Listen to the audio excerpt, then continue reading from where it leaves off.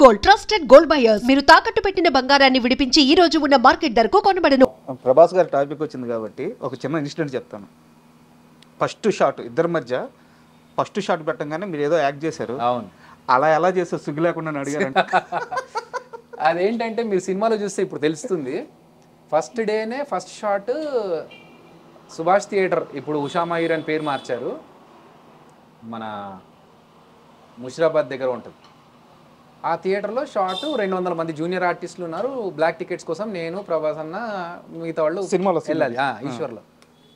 So అక్కడ ఏంటంటే నాకు అంతకుముందు ఆ సీన్ చెప్పలేదు. డైరెక్ట్గా స్పాట్లో జయంత్ గారు పిలిచి, ఈ షాట్లో ఏంటంటే అమ్మా నువ్వు ప్యాంట్ తీసి లోపల నీ బాక్సర్ షార్ట్స్ ఉంది కదా, అందులో డబ్బులు ఉంటాయి, ఆ డబ్బులు తీసి టికెట్ తీసుకోవాలన్నారు. ఓకే అన్న, నాకు సిగ్గా పాడా మనకు అప్పుడు, ఇప్పుడంటే కొంచెం షై ఫీలింగ్ అని. అప్పుడు ఓకే సార్ అన్నాను. ప్రభాస్ అన్న చూస్తూ ఉన్నారు. ఓకే టేక్ అన్నారు. Ready, okay. ఆవిడ ఎవరు లేడీ వచ్చింది, బ్లాక్ టికెట్స్ అమ్ముతున్నా కూడా ఒక్క నిమిషం అని చెప్పి టక్కన ప్యాంట్ తీసి లోపల చెడ్డీలోంచి డబ్బులు తీయడానికి ట్రై చేస్తూ ఉంటారు.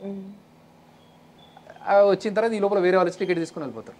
అయిపోయిన తర్వాత నీకు సిగ్గు అనిపించలేదా, ఇంతమంది ముందు అలా ఇలా తీసేవన్నా? సిగ్గా అసలు ఏముంది ఇందులో సిగ్గుపడడానికి? అంటే అసలు కాన్షియస్ లేదు, చుట్టూ జనాలు ఉన్నారు, కెమెరా ఉంది, ఏం పట్టించుకోలేదు. ఫస్ట్ టైం యాక్టింగ్ అవకాశం రావాలని చూస్తున్న వాళ్ళకి ఒక అవకాశం వచ్చింది, ఇంకా అంతే. ఆయనకి డైలాగ్ చెప్పడానికే సిగ్గు. ఆయన సిగ్గుపడతారు బాగా, సిగ్గరి. సో అప్పుడు ఓకే, ఇంకా ఇప్పుడు కొంచెం ఎక్కువ సిగ్గు, కానీ అప్పుడు ఇంకా కొంచెం ఇంకా ఎక్కువైందా? ఇప్పుడు ఎక్కువైంది.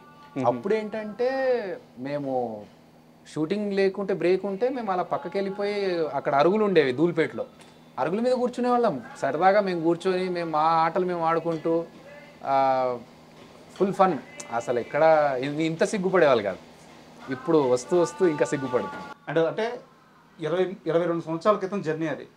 కట్ చేస్తే మన బాహుబలి 2లో ఆయనతో పాటు కలిసి అసిస్టెంట్ డైరెక్టర్గా సినిమా కట్ చేశారు. అంటే ప్రభాస్ అంటే మనిషిలో ఎలాంటి మార్పు రాదు, ఒక కింగ్ ఎలా ఉండాలో ఎలా బతకాలో అలాగే బతుకుతుంటాడు అని చెప్పి అందరూ ఆయన గురించి నెగిటివ్గా చెప్పిన ఒక్క పర్సన్. సో మీరేం గమనించారు ప్రభాస్ గారిలో? ఏమైనా మార్పు వచ్చిందా లేకుంటే అలాగే ఉన్నారా?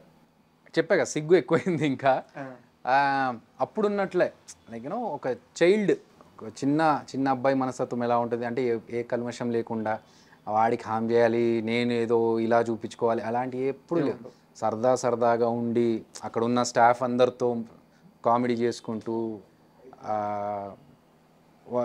ఒక చిన్న ఇన్సిడెంట్ చెప్తా. ఆయన అంత పెద్ద హీరోలతో ఎక్కువ మందితో చేసింది లేదు, కానీ మామూలుగా ఆయన స్టేచర్కి ఒక క్యారవాన్లో దిగకుండా షార్ట్ ఉన్నప్పుడు మాత్రమే బయటకు వచ్చి చేసుకోవాల్సిన స్టేజ్లో ఉన్న పర్సన్ సరదాగా వచ్చి అక్కడ కూర్చొని అందులో వాళ్ళ టీం మెంబర్స్ వేసే జోకులకి నవ్వుతూ, చిన్న పిల్లోళ్ళు అయితే ఎలా ఎంజాయ్ చేస్తారో అలా ఎంజాయ్ చేస్తూ, అందులో ఒక అతన్ని కామెడీగా నీళ్ళలో దూసేస్తారు వీళ్ళు ఎవరో.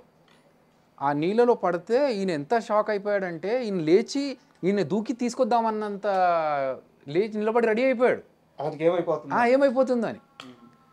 ఈ లోపల పక్కన వాళ్ళు ఆపి ఉండండి అని చెప్పి వాళ్ళు దిగి బయటకు లాగారు. బట్ పెద్ద డెప్త్ ఏం లేదు అది, కానీ అంత అంటే తనను నమ్మి తన చుట్టూ ఉండే వాళ్ళని అంత ప్రేమిస్తారు.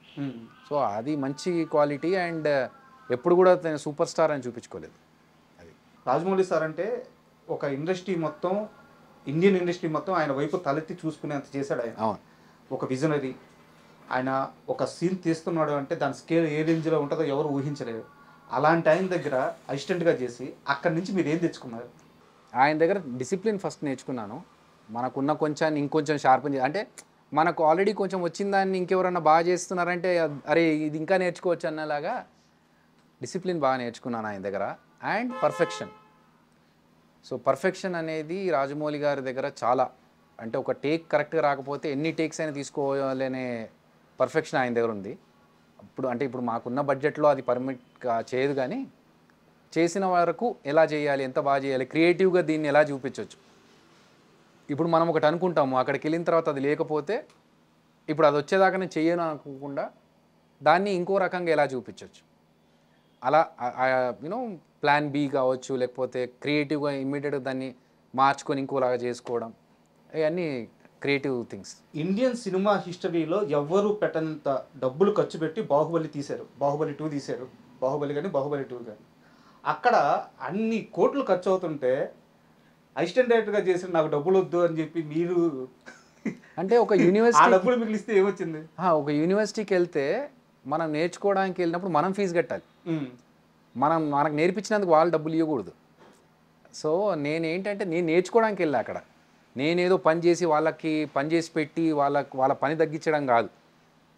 నేనే అడిగి నేను ఈ పని నేర్చుకోవాలనుకుంటున్నాను, మీ సినిమాలో పని చేస్తే నాకు ఒక ఎక్స్పీరియన్స్ వస్తుంది, ఆ ఎక్స్పీరియన్స్ నేను ఎంజాయ్ చేయాలనుకుంటున్నానని నా అంతకు నేను వెళ్ళాను కదా. సో అలాంటప్పుడు నేను డబ్బులు తీసుకోవడం కరెక్ట్ అనిపించలేదు. చెక్ కూడా రాసేస్తే వద్దన్నారంట. అంటే చెప్పా కదా, మనకు నేను నేర్చుకుంటున్నప్పుడు నాకు అది ఆ విద్య నాకు రావాలి అంటే ఆ డబ్బులు తీసుకుంటే నాకు అది కరెక్ట్ కాదండి. ఇప్పుడు మన సినిమా చిరంజీవి ఏదైతే సినిమా రిలీజ్ అవుతుందో, బాహుబలి డైరెక్టర్కి కానీ, బాహుబలి హీరోకి కానీ, లేదా రానా గారికి కానీ, వీళ్ళలో ఎవరికన్నా ప్రొడ్యూసర్కి కానీ ఎవరికన్నా వెళ్ళి కలిసారా, ఇలా నేను ఒక సినిమా తీసాను సార్ అని చెప్పేసి? లేదు, రాజమౌళి గారికి మెసేజ్ పెట్టాను, ఆయన ఆల్ ది బెస్ట్ చెప్పారు. కానీ నేను పర్సనల్గా వెళ్ళి అంటే సేమ్ థింగ్, ఇబ్బంది పెట్టడం ఎందుకు అనుకునే వ్యక్తిని నేను. మనం వెళ్ళి దాని గురించి చెప్పి వాళ్ళ దగ్గర బయట అడగడమో లేకపోతే ట్వీట్ అడగడమో అనేది ఇబ్బంది. వాళ్ళు ఏంటంటే సినిమా బాగా వచ్చిన తర్వాత సినిమా బాగా వచ్చింది అభి అని నాకు చెప్తే చాలు. వాళ్ళు చూసి వేరే సినిమాలు చూసినట్టుగా నా సినిమా కూడా చూసి బాగా వచ్చింది అభి, నువ్వు బాగా చేసావు అని చెప్తే చాలు. అదే నాకు పెద్ద ఇది. అంతే తప్ప నేను వెళ్ళి వాళ్ళని అంటే ఇన్ఫర్మేషన్ అయితే ఇచ్చా చేస్తున్నానని చెప్పి, కానీ దాని ద్వారా ఏదైనా అడ్వాంటేజ్ తీసుకోవాలని మాత్రం అనుకోలేదు.